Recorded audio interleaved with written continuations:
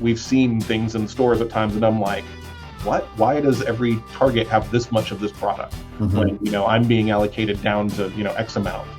The story is so mind-blowing that it was incredible to see something like this come along where the story drove the game and from their development and everything, and then the mechanics were a mix of different things. So it was so brilliantly done that there were multiple times in the game where I was in tears. I'm telling you right now, every single one of your products that sells at Target is being acquired by my players because there is not enough product going around.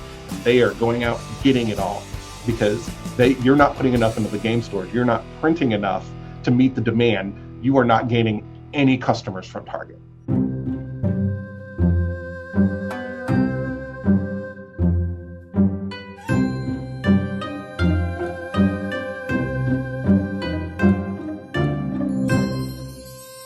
I guess, Jamison, the first thing I would like to start off with is a little bit about your background, how you got into gaming before we go into the game store. Well, I've always been pretty much into gaming and games and that sort of thing. I grew up that way. Video games, board games, role-playing games have always been a part of my life. In fact, I started working for comic book stores and stuff when I was my second or third job was working at a comic book store when I was 14. And then by the time I was, I think I was 19 or 20, I can't remember exactly now, I started working at a local game store that had only been open for about 6 months. And I ended up working there for 5 years. And at one point I was even the manager running the store while he was out expanding and doing that sort of stuff. So I've been in and around the industry for over 30 years now. It's a long time. Yeah. Yeah. It's one of those nice things where I don't look my age and I'm happy for it. That's good. Oh, good for you. That's a good thing. What was it like when you were the manager of the store? Did you pick up things like that you've utilized till this day? Yeah. So I'd been around not only comic book stores, comic and game stores, and game stores that were like in their infancy, and like a lot of them were, it's like, oh hey, they've only been open 6 months. I've done this a lot. Let me, work here. I can, I don't require as much training, that sort of thing. So I got to see a lot of the mistakes that a lot of them made upon opening because they either had certain ideas about what the industry was or that sort of thing, or they were just enthusiasts. And like a lot of people just didn't want to be working for anybody else. So that really helped me in the beginning when I decided that I'd had enough and decided to open my own store, because I'd been working in the IT industry for about 16 years at that point, and I just couldn't handle working for anybody else anymore. Basically, I had a midlife crisis and decided that I need to open my own store. And it really helped. Like, it helped me with being comfortable with starting small and growing, keeping my product mix diverse, keeping my product inventory numbers low, things like that. Like, and knowing a lot of being somebody who played board games, like that's what me and my friends did. Like, I had a good idea of like what the things were we needed to carry and that sort of thing as well. And then I grew up in a family that ran a lot of its own businesses and things like that. And so I was always kind of around that environment. And so just having basic knowledge of like, hey, I'm not a bookkeeper. I need to have a bookkeeper. Like, things that people are like, oh, I can just do that through QuickBooks. It's much better if you, as my husband likes to say, hire your weaknesses, that sort of stuff like that. So like, we made sure that we're trying to do things right. Like, this is at first and foremost, it is a business. It's the products and stuff that I love and I love doing, but at the end of the day, it needs to be able to support me and my family. What are some of those mistakes you noticed when you were a manager owning your own store? Over ordering product at the beginning is a big one for a lot of people. You're into something, or, you're being told by reps that this is going to be a big deal and stuff, and you just don't have the customer base for it yet. And so you're spending a lot of money on things that are tying up your funds that you could be using to either replenish other things or making sure that you are getting a lot of the newer things as they come in and that sort of thing. And I found that to be a big issue for a lot of people. When you walk into a store that's brand new and you see, like a huge amount of something like Catan, great. You should have Catan on your shelves. You should not have, 16 copies of it when you're brand new. Like, that's a game that, at that point you should have one. People need to know and come in and know that, like, what you're doing, but you also can't be wasting your money on products like that. And then a lot of them made assumptions about the things that people want. Like, we didn't think we were going to be that big of a Magic store at the time. Like, we were primarily focused on board games, Right. but our customers wanted to play Magic because the nearest place to play Magic regularly was about 40 minutes away without traffic at the time. And so that audience started to build up. So, we made sure we had that stuff as quickly as possible. We leaned into it really hard, and been like, okay, so this is what they want. This is what I'm going to do. We've done the same thing with Warhammer over the years. More and more people wanted it, so we leaned into it. And now, like, we carry everything they make, that sort of stuff. And it's hard for newer people. You have to be willing to do that. Like, they're afraid to get into things they don't know. But again, they need to be able to find the people, either be willing to do the research and learn it, or find the people who can help them with it. When you're starting out with a small store and it's just you and you're in, like, maybe a partner or something like that, if neither of you are into board games, carrying board games is a weird thing, because it's going to be really obvious to anybody who comes in that you don't know the first thing about them. But if you have a friend who can help you out and get you the right product mix, or is willing to come and do demos and things like that for you, it can make a big difference. How do you know, though, like, exactly what to order? Because you mentioned early on, ordering too much Settlers of Catan, like, way too early on in the process, is not, a recipe for success. So how do you learn how to order? Like, is it like the first place my brain goes, because I've asked other owners about this before, is thinking of, like, spreadsheets or something that tracks somehow, like, past data, so that you have that reference point. Or, I mean, because you've been doing this a long time, so I'm curious, from a seasoned veteran at this, how you've nurtured those systems over time. So I like to say ordering is a mix of data, voodoo, and instinct. Basically is what it boils down to, especially for newer products. Like, when you're taking chance on newer products, you have to go with, like, knowing your customer base. And that's a big thing, is talking to people. Like, you can't be a Target. You can't be along this idea of people are going to come in, buy stuff, and we say hello and that's it. No, you have to get to know your customers. You have to start watching what they buy. We've had a POS system since day one. If you're opening a store in this day and age and you don't have a POS system installed, you're setting yourself up for a ton of work. You then are going to have to be creating spreadsheets and all this sort of stuff. I prefer to be able to export my spreadsheets and just look at them that way and that sort of thing. And historical data becomes easier to look at when you're just pulling from your system and seeing, oh, hey, 25% of our business over the first 6 months, is board games, but 35% was this TCG stuff. So, you can figure out how you need to balance it out and where your holes are and that sort of thing. And, like, as far as, like, product mix, there are so many resources now, especially, like, you can go and look and see what, the hottest games are on BGG. You can go on different things and see what are, the best sellers and that sort of thing, and make decisions about where you're, like, nobody should be spending, hundreds of dollars on these large Euro games for their, 1,500 square foot store. You should have a couple of them, but you do need to make sure that you have Wingspan and, Arc Nova and all these things that you see in these top lists, because those are the things people are going to come in looking for, despite what you might think about them being out forever. And they're also things that people are going to come in looking to see that you have them, so that they understand that, like, this is a place that has the same things that I like. And that's a big thing for a lot of customers. If they come in, they wander around and they don't see anything that's something they've already bought, or they don't that really attracts their attention in any way, they're going to kind of get in this unconscious idea that this place isn't for me. And you want that to be the opposite. You want them to look around and go, oh yeah, they have this, they have this. Oh, here's this thing I haven't seen. Let me look at this now, and get it into their hands so that they bring it to the register. Does that make sense?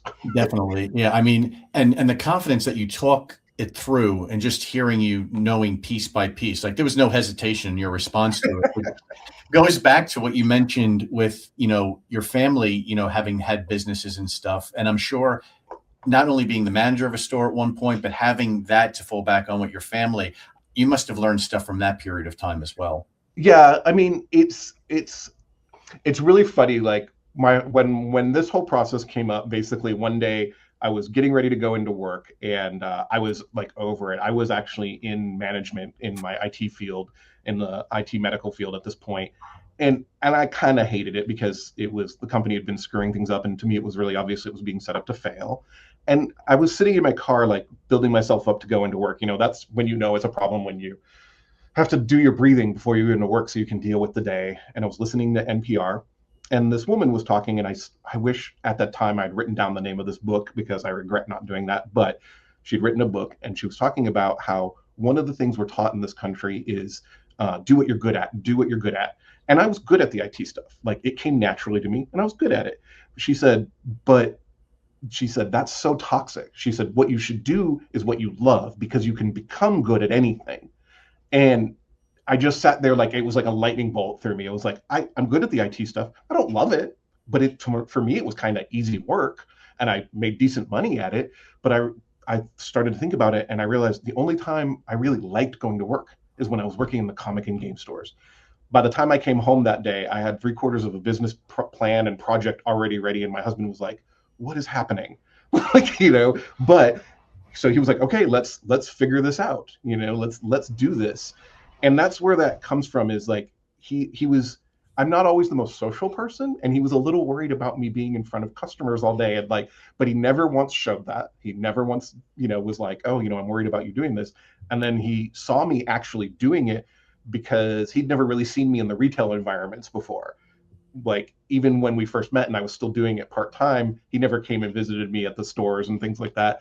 And so he was like, oh my God, he's like, you're in your natural environment when you're talking to like other nerds about like the things you love. And I was like, yeah, like that's the thing, is like, for me, this is kind of easy. Like sometimes I'll talk to other game store owners, and they're like, oh, this is so, like, you do this, you do this. And I'm like, yeah, that's just common sense to me. That's how I would want to be treated. That's the things I would want to see when I go into a game store.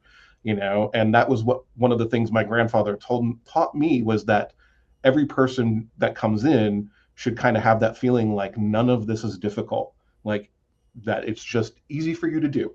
No matter how much hard work it really is, it shouldn't feel like that to a customer ever. And so that's what I kind of go off. How do you though go about making, because there are definitely a lot of game stores, I know sadly not all of them succeed, but you've been at this, you were telling me off camera, 13 years you've been doing it. That's very successful. Excellent job. I mean, I'm happy to hear that for you. How do you make a game store though unique to where you get to your point? Because that seems like the challenge. Yeah. So, like there's an interesting thing here where you don't necessarily need to be unique as much as you need to be different from Target and Walmart.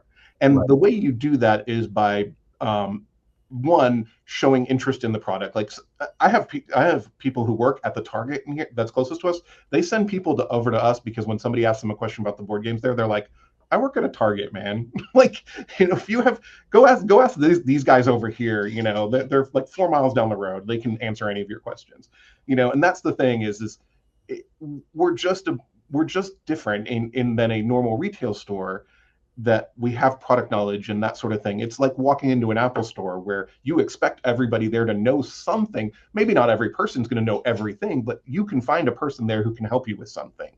And then, so it's just about finding, that niche and that kind of thing. And like one of the big things for us was community.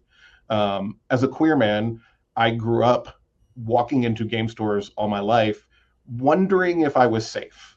And it's not always easy for like, especially older straight white males, to understand that like, just because you sell some gay product or put a little sign on your door, that it it's necessarily still safe, because it's a matter of wondering, if something happens, is the staff or the owners going to stand by me? Are they going to protect me? And that sort of thing. And as we built our community up here, people came to understand that, as long as you're not a hateful person, we will stand behind you. Like everything here is designed for people to, that's where the name comes from, Common Ground Games. This is no matter where you are in your gaming journey, if it's your first game or you're, constant regular player of games, we want you to feel comfortable and we want you to know that you're safe. And for us, that became a big thing, and it just continually built our community up. But we're also kind of, I don't want to say strict about rules and stuff, but like people understand that there's a certain way to behave here that a lot of other stores, they kind of, especially like just pure card stores, are okay with people doing, and we don't, and it became a kind of more of like, that's nowadays more of the standard, which I'm really happy to see. And as you're building that community, and the larger you get as a store, that almost seems like it would be hard to maintain because you have a lot of people coming in, a lot of events Yep. to oversee. And are you only as just a aside, are you at one location or you have more than one location? We currently only have one location. It is 10,000 square feet. This is our third location, but in the same, or sorry, second location. We expanded once in our original location, and then we moved in the same shopping center into a bigger location right Okay. after the pandemic. Okay. Yeah. And so, yeah, like as it gets bigger, it definitely becomes more. The way I designed the store, though, is we only have like a half wall. Like you can see everybody that's in the space. Plus, we have cameras and things. Mhm.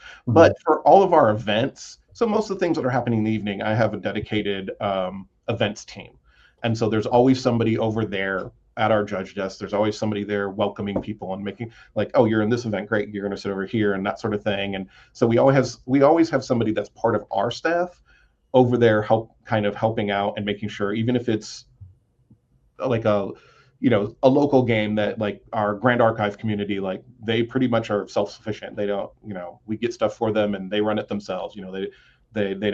They don't have a store judge, more or less, but one of our oldest customers wanted this to happen, so we made it happen. But there's still one of our employees over there at the judge desk, so that if he needs anything, he can help out, print out things for them, and kind of watch and make sure that everything is still kind of going along to our standards. And to keep things, running smoothly, going back to the community growing, what is the best way to do that? Because as a new store, I could imagine that would be overwhelming. Now you've been doing it a long time, so it's been learned. Yeah. So what would you say is like the keys to be aware of when that community is starting to grow? Because in the beginning, your store is small, you're getting the word out, and then Yeah. but over time, as people find out about it, it grows. You hope. And I'm just curious from your experience, how do you handle such growth? My experience was when I realized I could not work the register and run the events at the same time. When I realized that, like, oh, I can't do both of these things at once because they both require too much attention now. That's when we had to start hiring and start, growing from there. And it makes a big difference too, I think. Excuse me, once, because early on people can kind of forgive anything, and if you're a little like, oh, I'm helping a customer and you have to wait a minute for a judge call, or, to set up the next round for something, they're okay with that. But once the store starts to get a little bit bigger, people need to see that there's somebody dedicated to the events, because otherwise it starts to feel like a second thought. It starts to feel like things will get too backed up, and you want to be able to do that. And I've always said that one of the key things to events is consistency. You need to start on time. You need to, have a general idea of like when things are going to finish. You need to know what things are. Your calendars need to be followed, that sort of thing. And so they need to see that the same person is going to be there every week running the event. They want to get to know these people because the judges and stuff like that become part of the community as well. And your event people are very much going to be your kind of face forward. So they have to be willing to enforce your ideals and be part of those ideals and have buy-in to them as well. And what would you say? And I feel like I'm going to know the answer to this because I love this question but I also have noticed it's a common theme. Which of the games are most popular at your store when you're running these events? Like which have the biggest turnouts? Um, The consistently biggest turnout is Commander and There One. it is. Well, it's Commander and One Piece. Oh, okay. That's Yeah, okay. we actually have two events for both of them every week, and One Piece we have to cap at 64 because that is the amount of promos that they send Mhm. specifically for those events, and they don't actually let you do more for the weekly event than 64. And our commander is usually somewhere like between 60 and 80, both on Tuesdays and Sundays as well. So those are the two biggest ones. I think our One Piece would actually be bigger if they had a level above that where we could have more than 60, because a lot of weeks we are turning people away where like it's like, sorry, we ran out of signups. Oh, And wow. yeah, like, and that game has almost like every time, like they originally, like when it first came out they only let 16, and then they jumped us up to 32 really quickly, and then like I think like in 6 months we after that we jumped up to 64. Like from the day that game came out, it has always been that popular for us. It is remarkable to me, like knowing what Magic was early on and how it's become mostly Commander now. And every store I talk to, it's the same thing. That's why I'm never shocked to hear it, but it's amazing to me to see like the shift of how the game was created and how it became such a casual game and a multiplayer game at that. From your 13 years being involved in this, plus when you were a manager, is it shocking to you to see Magic having gone that big of a shift? No, because the reality is Magic has always been a casual game. The reality is the people who are buying Magic product, who are buying the sealed product, are casual people. They Mhm. spend the most money. Competitive players are the smallest part of the Magic base when it comes to spending. And so that's why a lot of them don't understand that in reality, Wizards slash Hasbro has never really cared about them. The overall, like they do the pro tournament and stuff like that, and there's definitely was a bigger push for that earlier on, but I've been told by Wizards for years that like what they consider kitchen table Magic is their biggest spenders.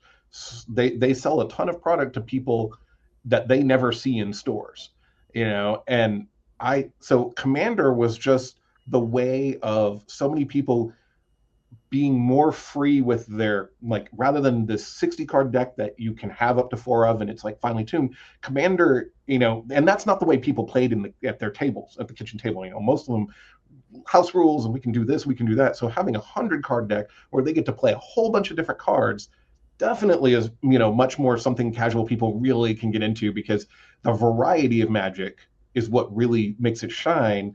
And that pulled people that wouldn't never play in a store except maybe at pre-release when they got new cards into another thing in the store. Now, the pandemic kind of killed competitive Magic a lot more than I would have thought it would have. And it's been kind of like a weird up and down trying to get Yeah. standard to come back. We have standard consistently, but it's still not what it was before the pandemic. How about from like a draft standpoint? Because I remember I used to experience that a lot more. Well, it's interesting because we run draft twice and sealed once every week. And when we first opened, I love sealed. I Sealed and draft, I think, are some of the most fun ways to play Magic. And when we opened, there was nobody really doing a good job of consistently firing drafts. And so we made a kind of like a push for it, like it's going to be every week this time, and then eventually we even needed to start doing it a second time a week. And it became one of those things where, sure, maybe it's only 8 people, but those 8 people are going to show up every week. So people knew like it was going to be consistent. The only inconsistency in sealed and draft we've had have been Spider-Man, and I'm going to assume Turtles, because they're small sets that this pick two draft thing is kind of like a reach for Wizards to be like, look, you can still do it with this, but those sets are small sets, and unfortunately I don't think they lend themselves as well to draft. I think the sealed for Turtles is really fine because you can make some really overpowered crazy stuff happen, what we saw from pre-release. But yeah, but like Morrowind, the entire season, the draft, both weeks, every time. Same with Avatar, same with we always make sure we save enough product too, so that we can do those drafts and sealed. So like when Dragons Final Fantasy and the spaceship one that the name just went out of my brain. Um, Edge of Eternities. There we go. All like, after that first weekend, nobody had any product. Basically, we had saved enough aside so that we could do X amount of drafts every week until the next set came out. And I think that's a big thing in these times because the before times, before the pandemic, I never had to worry about it. I when the set came out, I was going to be able to order more of it before I ran out of it. But in these times, we've made sure, because I think that like I said, that consistency of there's nothing worse than showing up at a store thinking you're going to do an Edge of Eternities draft, and they're like, oh well, we don't have any. We're going to do a Murders at Karlov draft. Like, who wants to do that? So that's part of that consistency, and you have to think a little bit ahead. And sometimes I get it. Some stores don't have the capital where they feel they can afford to have, X amount of boxes just sitting behind, hoping that people are going to come and do the drafts every week. But it's one of those kind of self-fulfilling prophecies, I think, sometimes too, where if they know you're going to do it, then they're going to show up. Right. No, that makes sense. What is your take? Because you had mentioned Ninja Turtles, Spider-Man. What is your take on Universes Beyond? Do you like it? I'm sure from a business standpoint, it's good. So Universes Beyond is what Richard Garfield always envisioned Magic being. That's the thing that cracks me up the most. Is some people online, they hate it, but I'm like, that's what he wanted it to be at first. That's why it says Deckmaster on the back. He wanted these different games almost to be coming out where they could be combined and that sort of thing. So I think it's a really fascinating way, and like the amount of new people who've come in because of Lord of the Rings, because of Fallout, because of Final Fantasy, because this is that's their jam. That's the thing that they love. And so we're seeing so many people who like either haven't played Magic in years or never played Magic. Maybe their friends do, but like, cool, there's Doctor Who stuff. I want to get a Doctor Who commander deck. I'll play with that. And Magic is such that it's, we all know it's kind of a drug. Once you start on it, you kind of start looking at other things, and now you're buying other decks, and like, oh, now there's a Teenage Mutant Ninja Turtle set. I can put my turtles with my Doctor Who characters. Oh, look, there's spaceships in this set. That's kind of neat. I want to look at that. And so I actually think it's a good idea. The only problem I have right now is the pace of sets. It's a weird thing, because at the end of the day, people generally know how much they're going to spend on these sort of things. And so you have to hope it increases the player base. And we've seen that happen. And that's part of why, unless you have something like Final Fantasy, where everybody's going to spend as much as they possibly can to make sure that they get the cool stuff that they can get, otherwise you're hoping that you're getting new people in, and we're seeing that. But I just still think 7 sets in 1 year is too much, especially since 2 of them are those small sets. Turtles is much better than Spider-Man. I will.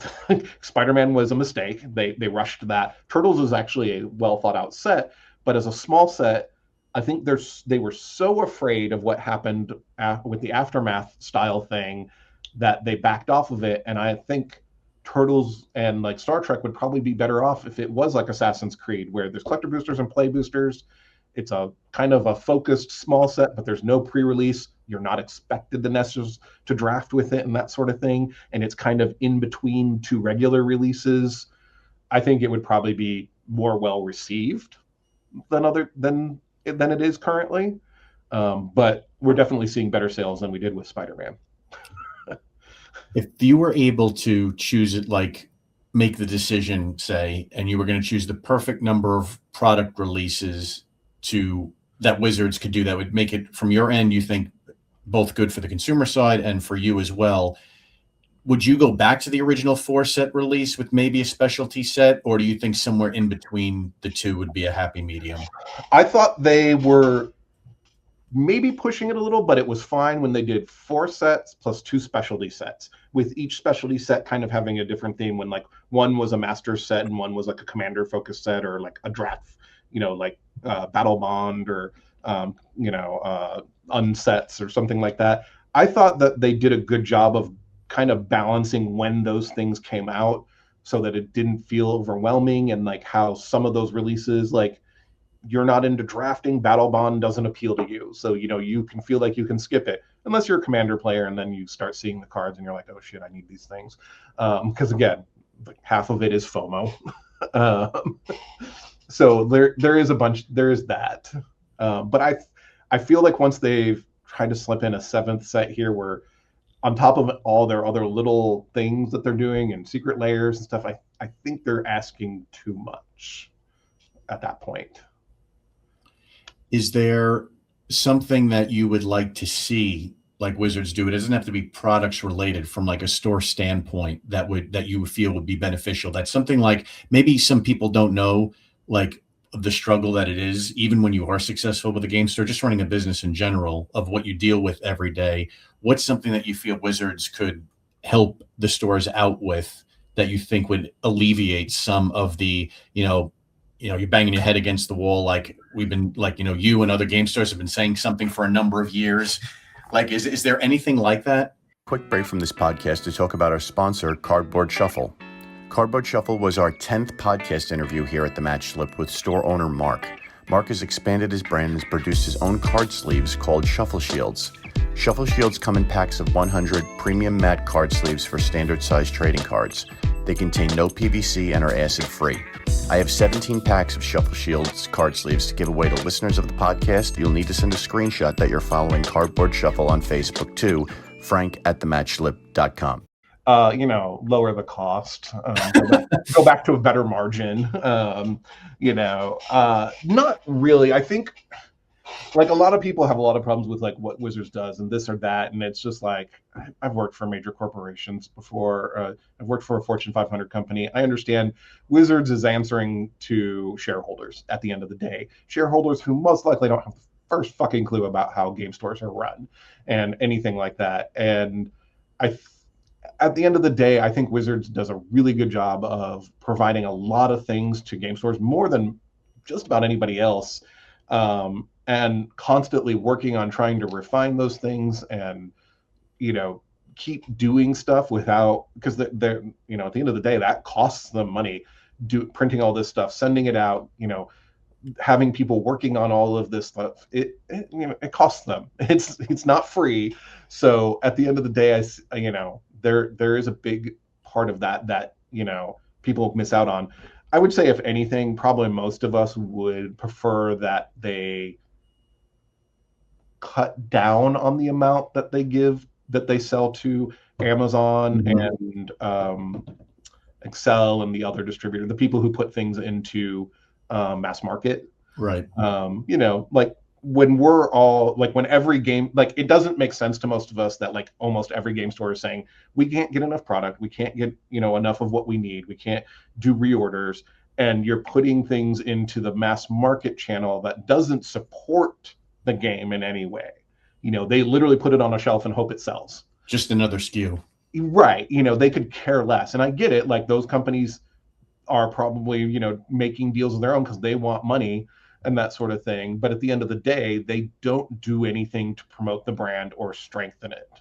They are literally just a sales channel that things go on to and things get sold out to.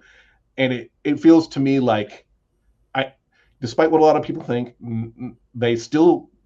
game stores are still the majority of sales for Wizards of the Coast. But we all know it's slowly like those numbers of like what goes out to them. Like, we've seen things in stores at times and I'm like, what? Why does every Target have this much of this product? When, I'm being allocated down to, X amount.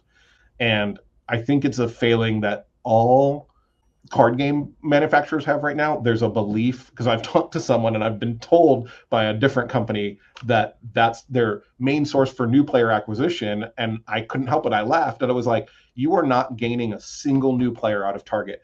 I'm telling you right now, every single one of your products that sells at Target is being acquired by my players, because there is not enough product going around and they are going out and getting it all, because you're not putting enough into the game stores. You're not printing enough to meet the demand. You are not gaining any customers from Target, not one.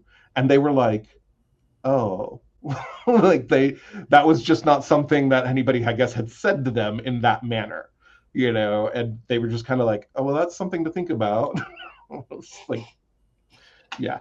Is Magic the only game where you've experienced this, or do all the various games have something here or there? Like like getting the product, like you mentioned. I've heard Pokemon being in the case of that, but I'm curious, like not just necessarily the big guns like Yeah. Magic So and Pokemon, but any of the games. yeah, right now, Magic, depending on the things, pretty much sell out right at the beginning. Like Pokemon Instant, like you can't even actually grow the amount of Pokemon you're getting really because they can only print so much, and the store is already allocation. One Piece, uh, the amount I've been asking for a year and a half now, I still get a third of. And my rep always jokes, he's like, what happens if we actually do send you 1,000 boxes one time? And I'm like, then I have a really good weekend because I will sell it all. Gundam is the same way. Riftbound is the same way. Lorcana, surprisingly, despite some stores like dropping it and stuff, like a lot of us still sell out of it in like a week or two, and then sometimes there's a couple of weeks where we can't get any more. And yeah, so it's not just Magic, it's a little bit of everything that's kind of popular right now, that's happening with. That's very interesting to hear. I'm not surprised. I figured there was probably some overlap in that regard in terms of acquiring. One game I actually wanted to ask you about. They're trying to make it a game. I like it more for the collectible aspect of it. But have you heard of Life TCG? No, I have not seen this before. From my initial looking over of it in terms of like the game side of it, I think they're still building it out from what I've looked into. Right now, it's fun just collecting the cards. But the game doesn't really seem to me like a game yet. But it was more so I was curious if this is something that's hit the game store radar yet. Not mine. At this point, one of the big problems is if you don't have an IP on your game, the likelihood of me even looking at it is very low. Like there is so many people trying to shove TCGs out these days because we're in a TCG boom, and I'm like, stop.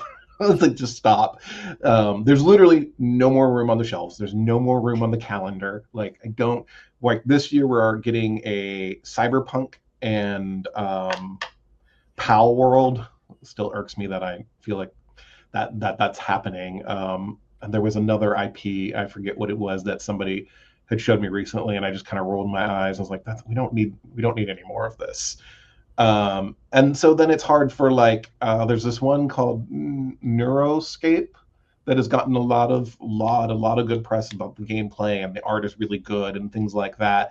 And so we're getting some interest from people, and I like to tell people that like if there's interest, I'm going to try and carry it, and we can see how it sells from there. Like I put the Godzilla game on our shelf. We're not going to run events, but people buy Godzilla stuff, but then like I've been asked about, I can't think that it was making sure that's not the one you were asking about. There's the AI driven one that they originally tried to do NFT bullshit with. It's got like celebrities backing it, and they've turned them into cards and stuff.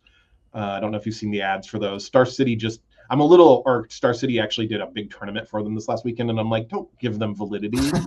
Like, no, it still feels like an NFT scam with like their AI driven art and stuff, and it's kind of gross.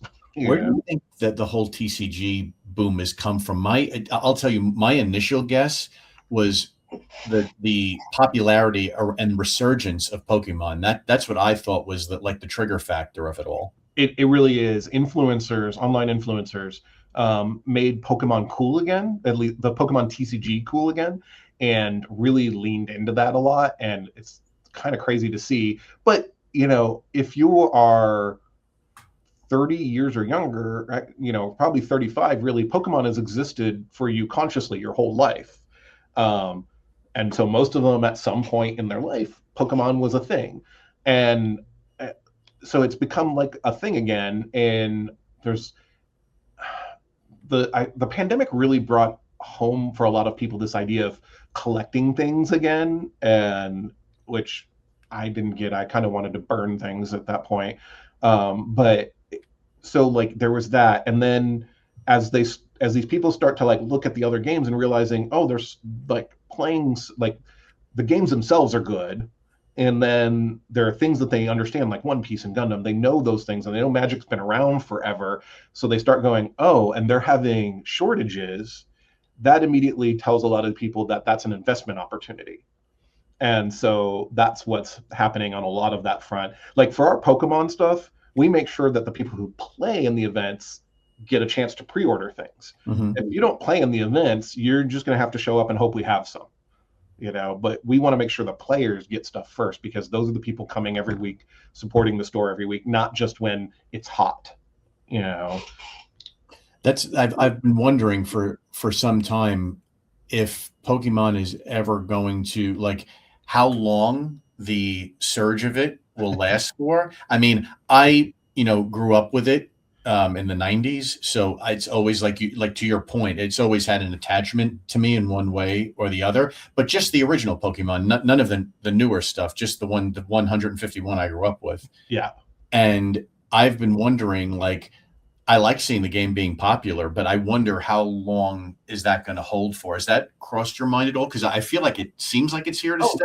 Yeah, like it. I mean, we're definitely like in a bubble, but it's a weird, like, a lot of us are starting to realize we don't think the bubble's just going to pop. It's just going to contract. Like, it's going to let out air, because what invariably happens is people get bored with this idea, or they start like seeing the prices go down and they panic and start selling off everything. But then you have things like what was it, Jake Paul or whatever his name is, selling a Pokemon card for $16 million. So you have these people now who are now convinced that if they just hold on to this thing for 15 years by sticking it in a closet, they can make a ton of money off of it. So we'll see. But I mean, Pokemon's here to stay. The game itself has gained a lot of strength from this popularity because of us doing, like, stores like us who were doing if you play in the events, you get product. Well, so a lot of them were forced to learn how to play the game and went, oh, I actually like this, rather than just collecting pretty Pokemon cards. And they find people like them who like Pokemon and that sort of thing, which is really cool. And we've been talking about a lot of different games. I know you mentioned video games earlier was one of the things that got you into gaming. Is that still the case today, or is there another game that you like a lot? Oh, I play a lot of video games. I was probably one of the few kids that when I was little, a doctor said, make this kid play video games, because I have a minor motor dysfunction, and his thought process was hand-eye coordination. Games are going to help, like video games with the hand-eye coordination are going to help that. And he was not entirely wrong. Definitely, but it also, like, my generation is the first one that has grown up with video games their entire lives. Those of us from about 50 to 55, we were the first generation that our entire existence, there's been video games of some kind, and we've watched it grow from Pong all the way up to what we have now. And games nowadays, I love playing things like Marvel Rivals. That's why I have my little Jeffy back here, just kind of mindless violence with characters that I know. But like some of the games you sit there and play, I like the story driven, like solo RPG kind of things. Surprisingly, like things like God of War, the story has just become so nuanced and so developed that it sometimes feels like, yeah, I'm playing a game, but I'm really just watching a movie that I'm participating in.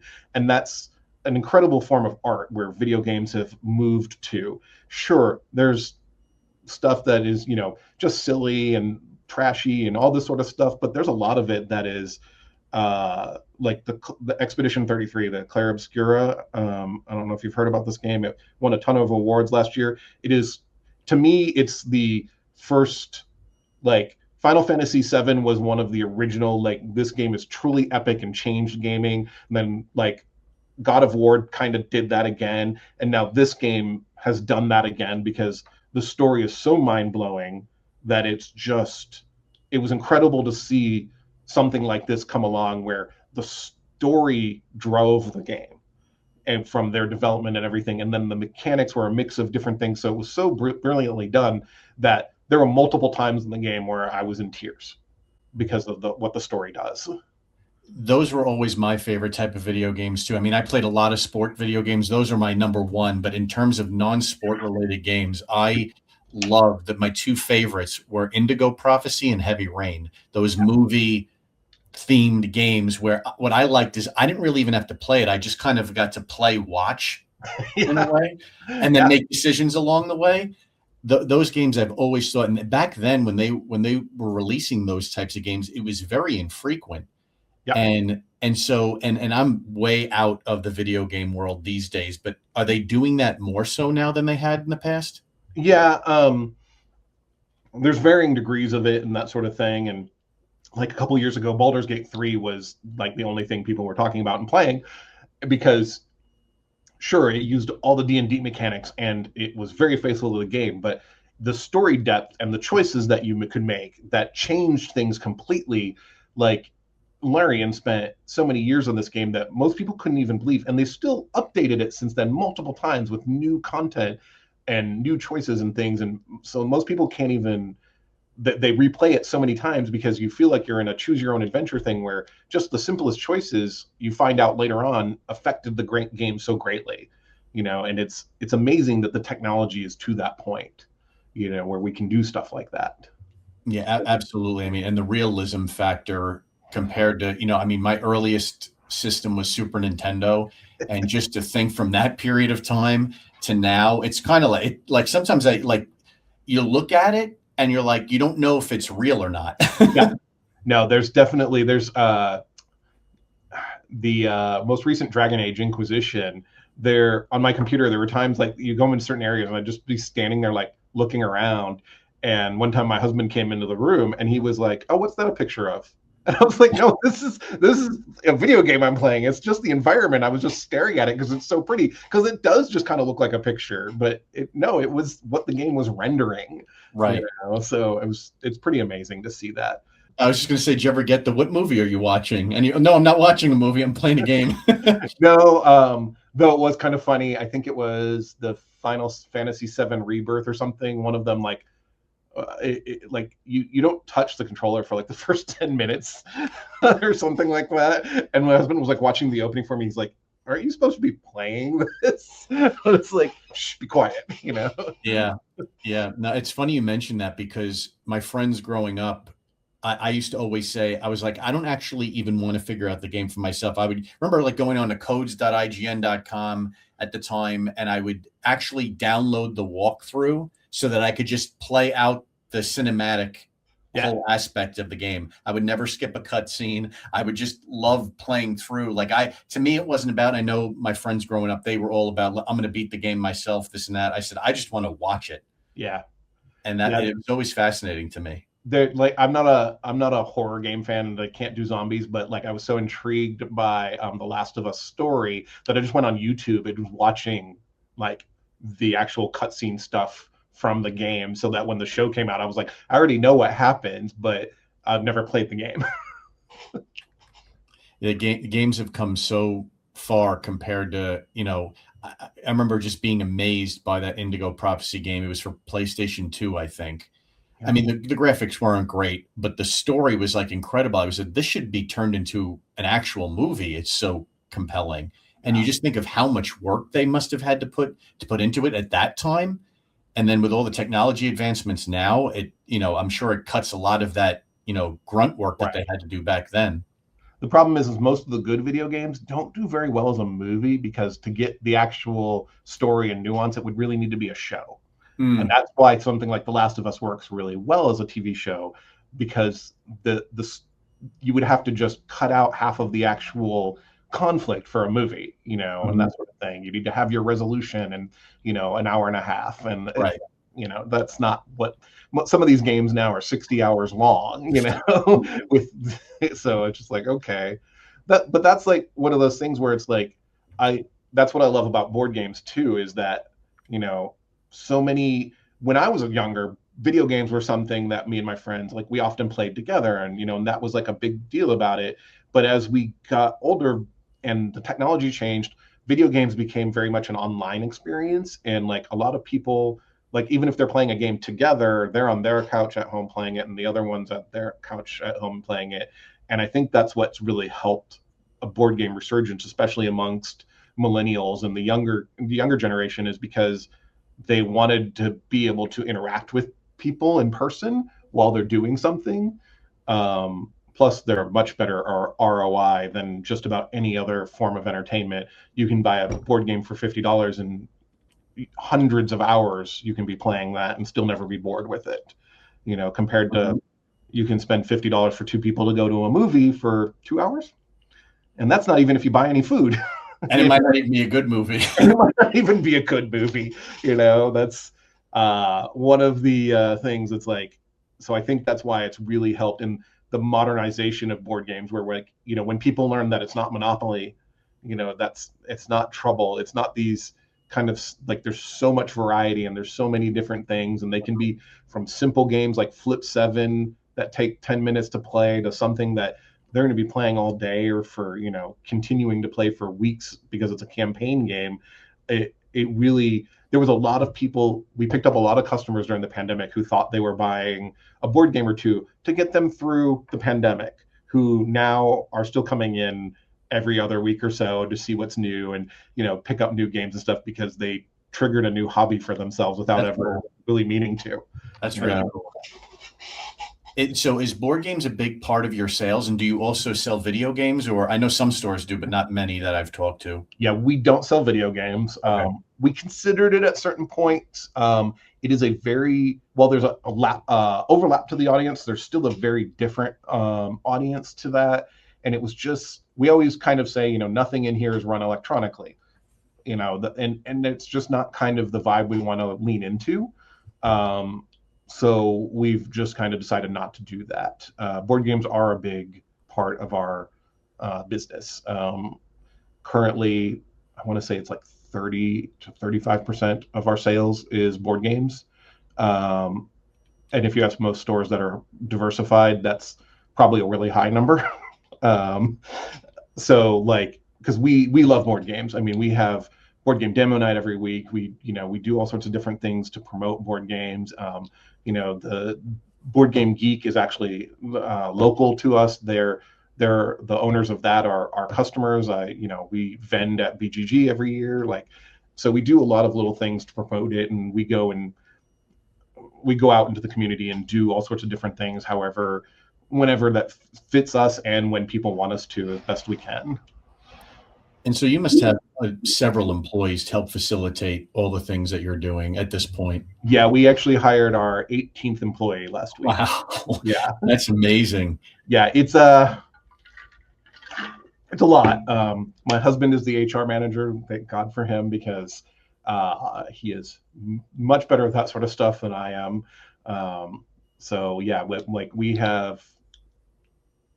grown a lot over the years, and it makes it one of those things where it's hard to explain to people at times. Like, when you get to certain points and you need employees, and sometimes it feels like, oh, it's a lot. You're adding a lot of expenses when you, we pay a higher minimum wage than what's required here. We pay for 75% of insurance benefits. We have a lot of other little benefits and stuff too. So it's not just payroll; it's a lot of expenses.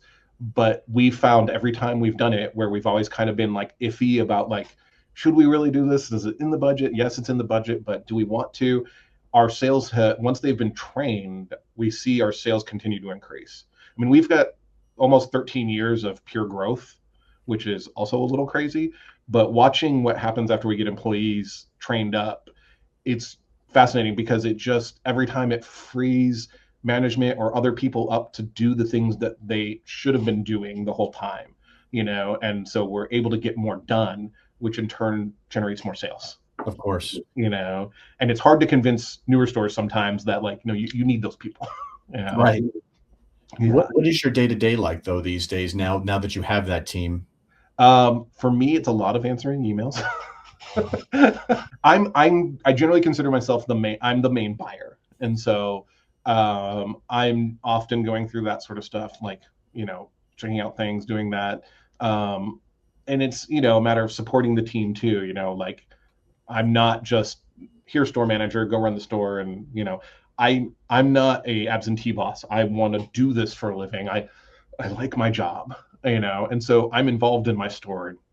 I try not to micromanage, but they also, I feel like they respect my experience and opinion about things, and so we are very collaborative about the way we do things here.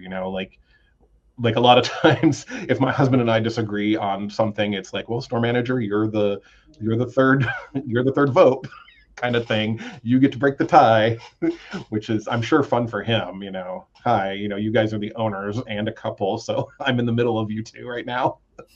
But yeah, it's my day to day is all over the place sometimes. It is nice that like I know that like, hey, if I need to get things done, my employees can handle it. I don't have to be here to keep the store going and that sort of thing. And there's a lot of little things like we've taught a lot of them that like we just want you to do the work, and we'll tell you if we don't think it's right or anything like that. And like our inventory manager, she's such a go-getter, and she does stuff, and then she'll like grab me and be like, look at this, and I'm like, that's amazing. Like it's amazing watching like how some of them work and have grown so much from I literally had one employee tell me that this is the first job where anybody's treated them like an adult. Oh, that's great. And I'm like, you're 30. That hurts my brain. Like that makes me feel so bad, But a lot of them came from retail environments that don't care about them in any way, Like, so just we try and do our best by them, and I think that really shows with how they then do their best for the customers. Yeah, and it shows too. I mean, 13 years in business, you growing all those years, the success you've had, it's great. Congratulations on it. Yeah. And I know we're getting to the end here, but I had two more questions to ask you. One, which I think you'll like this one, is out of the 13 years you've been doing it, plus your managerial experience with it that you did prior to owning the store, if somebody was starting a game store for the first time, what would be you can say a few if you feel it's necessary, but I'm curious if there's one thing that stood out to you that would be a warning flag that, that person might not succeed with this because they're not taking X into consideration. If one of the things you say to me is, oh, well, I don't have to worry about that because my dad is funding it, or my wife has a great job, I'm going to roll my eyes into the back of my head probably, because those like when I see somebody going on the discount model property, not property, like their whole way of like, they're like, oh, we're going to match Amazon prices, or we're going to discount and blah, blah, blah. That means they really have nothing to offer. And you're always going to lose out in the long run on price because the margins aren't that great to begin with. And so if you're discounting, you're going to make it so hard for yourself to grow. So that's kind of one of those, when I hear that sort of thing, I'm just kind of like, oh, okay, but like, this is a business. The point is to make money. Mm-hmm. Sure, you can have fun and you can enjoy stuff, but at the end of the day, the point is to make money. This store has paid for itself since the second month it was open. Wow, that's impressive. That's really impressive. So like part of that is because we opened next to one of the comic book stores that I used to work for. So we had a built-in audience of people who knew me and who were wanting a game store here. Very smart. One of the things I like to tell people when they come to me and blah, blah, blah, want advice, and I always tell them, if it's possible, try and work in a game store. Even if it's for 6 months, if it's for a year, if that doesn't cure you of opening up a game store, maybe you actually should. One of my employees, that's why she told us when we hired her that, that was her dream one day. I asked her about it at the end of last year during reviews, and she goes, I'm not too certain anymore, because now she sees how much work it actually is. Right. Once you see the operation on the inside and see all that's involved. Yeah. She realizes it's a job. It's a lot of work. Yeah. Without a doubt. And on the flip side of that, what is something like for you personally in the future that you would like to see happen with the store? We would like to be able to do shipping, because we don't currently do shipping, which every now and then when I do talk numbers with other store friends, they kind of look at me like, what? Because they assume our numbers include shipping, and it doesn't. But we would like to do shipping, but that requires more space. And we've already kind of filled this space. So I think at some point in the future, we're going to need to expand again. So that would be probably our next big thing. I think would be to try and expand again, but I don't know when that's going to happen because it moving in here sucked. Look, it was a lot of work. So yeah, moving is always a challenge, whether it's your personal life or owning a business, a brick and mortar store, and doing it. I've never heard anybody say I enjoy moving. Yeah, we only moved 2 doors down too. It's like it was just so much, and like the thought of like expanding, I'm like, oh, now I'd have to redesign this and move. I'm just like, my brain already starts to hurt just thinking about it. I'm like, maybe I need a little more time for that. Yeah. You think it would be like opening a second location or just getting a larger single location? I think a larger single location. Like we run out of space, and we can sit 140 people by default in our space, in our seats, and we run out of space all the time.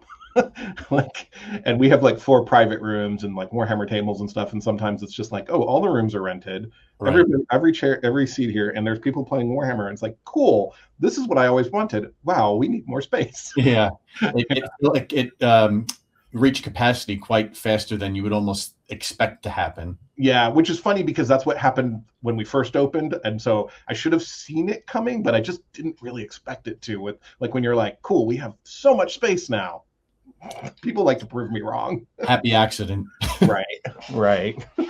So as we wrap up here, Jamison, this has been a very fun conversation getting to talk to you here about your store. Before we wrap up, is there anywhere you'd like to tell people listening where they could learn more about the store and check it out? So yeah, of course, commongroundgames.com is our website. So you can see, what we're selling, all our events. Like I said, we don't ship, but you can make orders online for pickup in store. So that's always helpful.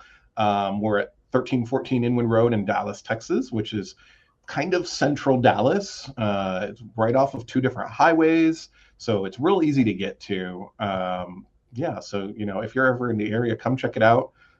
We are told by lots of people that it is very different from what they expect from most game stores, and I'm always appreciated to hear that.